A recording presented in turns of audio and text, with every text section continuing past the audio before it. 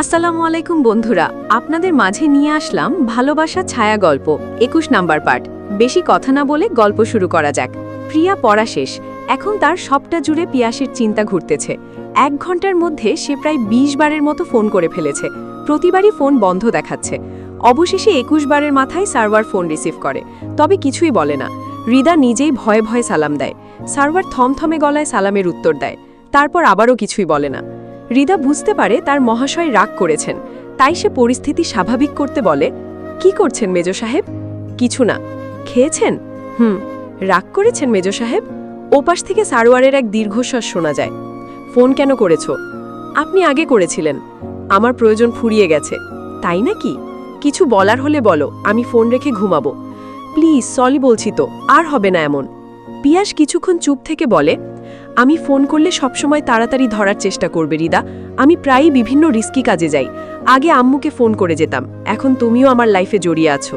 আমি চাই সেই দিনটা আমার শেষ দিন হলেও যাতে শেষ কথাটা তোমাদের সাথেই হয় আমার। এমন কথা বলবেন না প্লিজ, আমার শুনতে ভালো লাগে না। ভালো না লাগলেও এটাই সত্যি। আচ্ছা পিয়া, আমায় বিয়ে করে কি তুমি পস্তাচ্ছ? বিয়ের ২ মাস হয়ে গেল, আমাদের সেভাবে সময় কাটানো হয়নি। তোমার কি আমার প্রতি অভিযোগ হয়? একদম সত্যি করে বলবে। প্রিয়া একটু চুপ থেকে বলে, আমি মানিয়ে নিয়েছি, কিন্তু আপনাকে দেখতে খুব মন চায়, আমার কাছে পেতে মন চায়।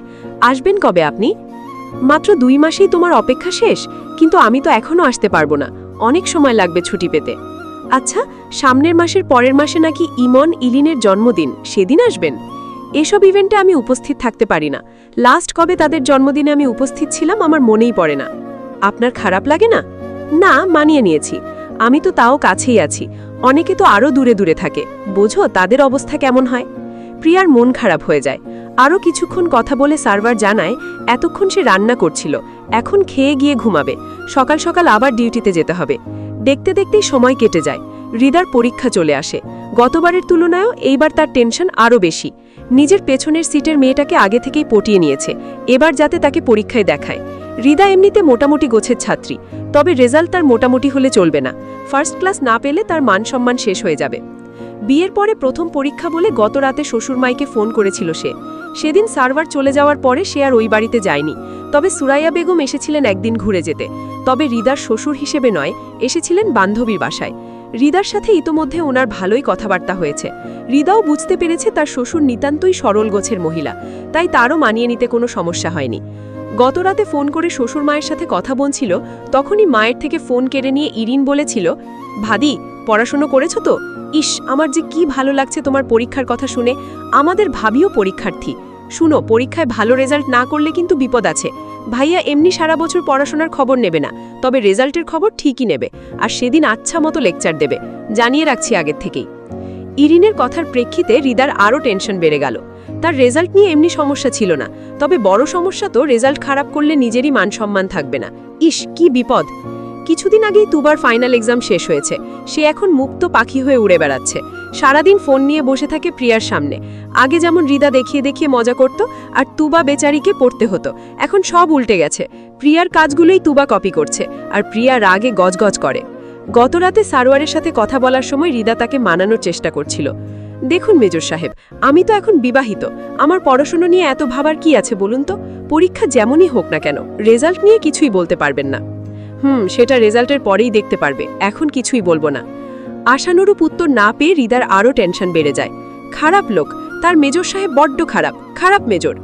তারপর আর কি, দেখতে দেখতেই তার পরীক্ষা শেষ হতে থাকে। সময়টা সবার কাছে তাড়াতাড়ি চলে গিয়েছে মনে হলেও প্রিয়ার জন্য খুব কঠিন ছিল। তবে শেষ পরীক্ষার দিন একটা বড় বিপদ ঘটে যায় প্রিয়ার সাথে। প্রিয়া সর্বদা রাস্তা পারাপারে উস্তাদ, তার বান্ধবী নূরকে বরং সে হাত ধরে ধরে পার করায়। তবে শেষ পরীক্ষার দিন তার কি হয় জানে, সে বেশ অমনোযোগী ছিল রাস্তার মাঝে। ফলশ্রুতি পেছন থেকে এক গাড়ির ধাক্কায় তার অ্যাক্সিডেন্ট হয়ে যায়। সাথে সাথেই চারদিকে মানুষ জড়ো হয়ে যায়। গাড়ির ধাক্কায় প্রিয়া দূরে ছিটকে পড়ে। নূর এগিয়ে আসতে আসতেই প্রিয়ার সাথে এমন ঘটনা ঘটে যায়। অ্যাক্সিডেন্ট করেই হৃদা জ্ঞান হারিয়ে ফেলে। নূর দ্রুত আশেপাশের মানুষের সহযোগিতায় প্রিয়াকে স্থানীয় হাসপাতালে নিয়ে আসে। তারপর প্রিয়ার ফোন দিয়ে প্রিয়ার মাকে ফোন করে জানায়। হাসপাতালে আসার পরই প্রিয়াকে দ্রুত ইমার্জেন্সিতে নিয়ে যাওয়া হয়। বাহিরে নূর একাই বসে আছে, তার এখনও বিশ্বাসই হচ্ছে না। একটু আগেও দুজনে কথা বলে আসছিল। মুহূর্তের মাঝে এমন ঘটনায় সে নিজেও ট্রমাটাইজড হয়ে গেছে। কিছুক্ষণের মাঝেই নৌসিন বেগম তুবাকে সাথে নিয়ে হাসপাতালে চলে আসেন। তিনি এসেই মেয়ের খোঁজ করতে থাকেন। নূর জানায় ডাক্তার এখনো বের হয়নি। এর কিছুক্ষণের মাঝেই কবির সাহেব চলে আসেন। আদুরে মেয়ের অ্যাক্সিডেন্টের খবর পেয়ে তিনি তাড়াতাড়ি ছুটি নিয়ে চলে এসেছেন। তিনি আসলেই ডাক্তারও বের হন। ডাক্তার জানায় মেজর কোনো সমস্যা হয়নি, কপালে একটু কেটে গেছে, ভাগ্যগুণে মাথায় কোনো চোট লাগেনি, তবে এক পায়ের লিগামেন্টে টান পড়েছে আর হাঁটুর নিচে বেশ কিছুটা জায়গায় মাংস উঠে গেছে, হয়তো কোনো শক্ত কিছুর ওপর পা পড়েছিল। পাশ থেকে নূর বলে, পাশেই একটা বিল্ডিংয়ের কাজ চলছিল, চারপাশে অনেক ইটের খণ্ড ছড়িয়ে ছিটিয়েছিল, ওদিকেই ছিটকে পড়েছিল রিদা। ডাক্তার তা শুনে বলে, আমরা সেখানে ড্রেসিং করে ব্যান্ডেজ লাগিয়ে দিয়েছি, মেয়েকে কিছুদিন বিশ্রামে থাকতে হবে, আশা করি আপনাদের মেয়ে দ্রুত সুস্থ হয়ে উঠবে। মাথায় চোট না লাগেনি শুনে তারা স্বস্তির নিঃশ্বাস ফেলে। মেয়ের সাথে দেখা করতে চাইলে জানান এখনও রিদার জ্ঞান ফেরেনি, কেবিনে দিলে পরে তারা দেখা করতে পারবেন। ঘণ্টাখানেক পরে রিদার জ্ঞান ফিরতেই তাকে কেবিনে শিফট করা হয়। মেয়েকে কেবিনে দিতেই সবাই কেবিনে আসে। রিদার কপালে লাগা আঘাতের জন্য ভালোভাবে পাকাতে পারছে না, তার দু হাতের কুনুইতে অনেকটা করে ছিলে গেছে, সেখানে ডাক্তার ঔষধ লাগিয়ে দিয়েছে। পায়ের আঘাতেও ব্যান্ডেজ করা। নৌসিন বেগম মেয়ের কাছে দৌড়ে যান। প্রিয়া মা বাবাকে দেখে একটু উঠে বসতে চায়, তবে উঠতে গিয়ে কুনুয়েতে চাপ পড়ায় ব্যথায় চিল্লিয়ে ওঠে। নৌসিন বেগম মেয়েকে ধরে বলেন, শুয়ে থাক, উঠতে হবে না, হাতেও আঘাত আছে। কবির সাহেব মেয়ের কাছে এসে বসেন। মেয়ের মাথায় হাত বুলিয়ে মৃদু গলায় বলেন, ব্যথা করছে অনেক? প্রিয়া ঠোঁট ফুলিয়ে উপর নিচ মাথা নাড়ায়। নৌসিন বেগম বলেন, মুখটা কেমন ফ্যাকাশে হয়ে গেছে মেয়েটার, শেষ পরীক্ষার দিনই এমন হতে হলো। প্রিয়া একটু কষ্ট করে বলে, নূর। নৌসিন বেগম আশেপাশে তাকিয়ে দেখে নূর তুবার পাশে দাঁড়িয়ে আছে। নূরকে ডাকলে সে এসে প্রিয়ার হাত ধরে বসে। রিদা বলে, ধন্যবাদ দোস্ত, তুই না থাকলে।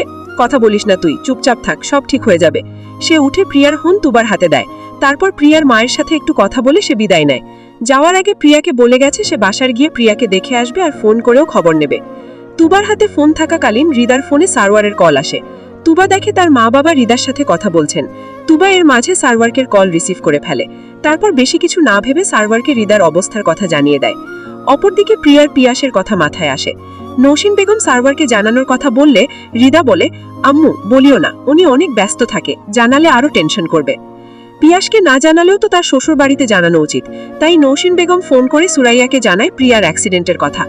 সারাদিন পেরিয়ে সন্ধ্যার দিকে প্রিয়াকে বাসায় নিয়ে আসা হয়। মেজর কোনো প্রবলেম না থাকায় তাকে ডিসচার্জ করে দেওয়া হয়েছে।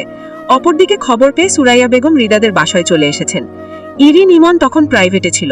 কলেজ শেষ করে বাসায় এসে একটু খেয়ে রেস্ট করেই তারা প্রাইভেটে চলে গিয়েছিল। তারা চলে যাওয়ার পর সুরাইয়া বেগম প্রিয়ার অ্যাক্সিডেন্টের খবরটা পেয়েছেন, তাই তাদের জানানো হয়নি। আবার তারা আজ ফোনটাও সাথে নিয়ে যায়নি, বাসার চাবিও তাদের কাছে নেই। তখন নৌসিন বেগম জানান রিদান টিউশনি শেষ করে বাসায় আসবে, তার সাথেই ছেলে মেয়ে দুটোকে নিয়ে চলে আসতে বলবে। তাই তিনি রিদানকে ফোন করে সবটা জানিয়ে দেন। প্রাইভেট শেষ হতেই রিদান ইমনকে ডাক দিয়ে তাদের বাহিরে অপেক্ষা করতে বলে। রিদান নিজের পড়ানো শেষ করে ইমনকে বলে, তোমার বোন কোথায়? দাঁড়িয়ে থাকতে নাকি পা ব্যথা হয়ে গেছে, ওখানে বসে আছে। রিদান দেখে ইরিন একটু দূরে একটা খালি বেঞ্চে বসে হাওয়া খাচ্ছে। রিদান একটা ছোট্ট নিঃশ্বাস ফেলে ইমনকে বলে, প্রিয়া, তোমাদের ভাবি অ্যাক্সিডেন্ট করেছে, তোমার আম্মু ওদের বাসাতেই আছে, আমাকে বললো তোমাদের সাথে নিয়ে যেতে। প্রিয়ার অ্যাক্সিডেন্টের কথা শুনে ইমন একটু চিন্তিত হয়ে বলে, ভাবি ঠিক আছে এখন? আমিও তো মাত্র খবর পেলাম, গিয়ে দেখি, চলো আগে ইরিনকে সাথে নিয়ে আসো। রিদান আগে এগায়, পেছনে ইমন গিয়ে ইরিনকে সাথে নিয়ে আসে। তারা বাসার রাস্তার উল্টো দিকে যাচ্ছে দেখে ইরিন বলে, ভাই কোথায় যাচ্ছি? বাসায় যাব না? ভাবিদের বাসায় যাব, ভাবি অ্যাক্সিডেন্ট করেছে, আম্মুও সেখানেই আছে। ইরিন আটকে ওঠে। ইমনকে বলে, ভাই অনেক ব্যথা পেয়েছে ভাবি, এখন কি অবস্থা?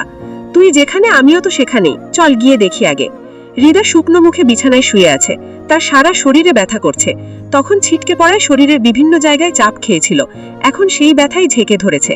তবে তার আরো কষ্ট লাগছে সারওয়ারকে না জানাতে পেরে, আবার কাউকে জানাতেও দিচ্ছে না ইচ্ছে করেই, নয়তো লোকটা টেনশন করবে দূর থেকে। উনি তো বলেছে এখন এত তাড়াতাড়ি ছুটি পাবেন না, তাহলে দূরে বসে টেনশন করানোর দরকার নেই, একটু সুস্থ হয়ে গেলে পরে না হয় জানিয়ে দেবে। রাত হয়ে গেলেও পিয়াসের কোনো ফোন আসে না।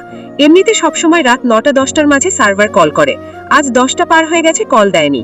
রিদা নিজেই কল করেছিল একবার, রিসিভ করেনি। সে অসুস্থ বলে মা এসে তাকে খাইয়ে দিয়ে গেছে। এতক্ষণ ইরিন, ইমন, তুবা তার পাশেই বসেছিল, বেশ কিছুক্ষণ গল্প করেছে। তাদের দেখে প্রিয়া একটু ফুরফুরে লাগছিল। এখন মা তাকে ঘুমাতে বলে বাকিদের নিয়ে চলে গেছে। আজকে সুরাইয়া বেগমরা থাকবেন বাসায়। রিদানদের বাসা এখান থেকে মিনিট 10 দূরত্বে। সুরাইয়া বেগম ইরিনকে নিয়ে এখানেই থাকবেন, আর ইমন রিদানের সাথে তাদের বাসায় চলে যাবে। এত কিছুর মাঝে তুবা কাউকে এখনো বলেনি যে পিয়াসকে সব জানিয়ে দিয়েছে। মাঝে অবশ্য ভুলেও গিয়েছিল বলতে, এখন মনে পড়েছে। এখন যদি মাকে বলে তাহলে মায়ের একটাও মাটিতে পড়বে না। তাছাড়া পিয়াস তো তখন জানায়ও নি সে আসবে কিনা।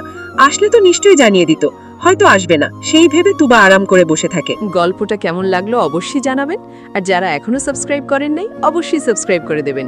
ধন্যবাদ।